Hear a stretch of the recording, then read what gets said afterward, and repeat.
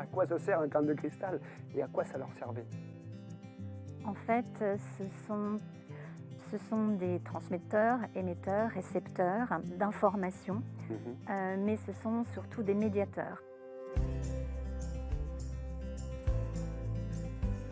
Si on se connecte avec un crâne de cristal, on sent qu'on est bien plus que ce corps, qu'on est bien plus que ce qu'on vit dans notre quotidien et que les messages que l'on reçoit sont des messages d'amour, de pure compassion, mais aussi de réveil, pour nous dire bon alors, vous vous y mettez là, vous avez compris que vous êtes citoyen de l'univers et que c'est ensemble que l'on peut faire D'accord. des belles choses.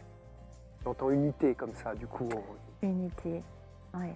Et clairement, ce crâne-là a apporté beaucoup de changements dans ma vie, ça c'est certain. C'est comme ça que ça a démarré en tout cas. Umbatsman disait que ce sont les enseignants du nouveau monde, ce sont nos prochains enseignants. Le cristal a cette capacité à pouvoir conserver des informations.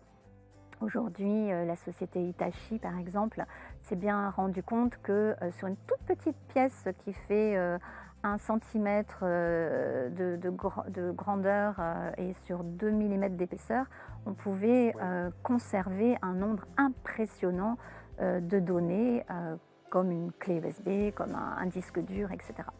On va dire qu'il y a les crânes antiques, on a les crânes vieux et puis les crânes contemporains. Mmh. Donc un crâne antique, c'est un crâne qui a au minimum plus de 1500 ans.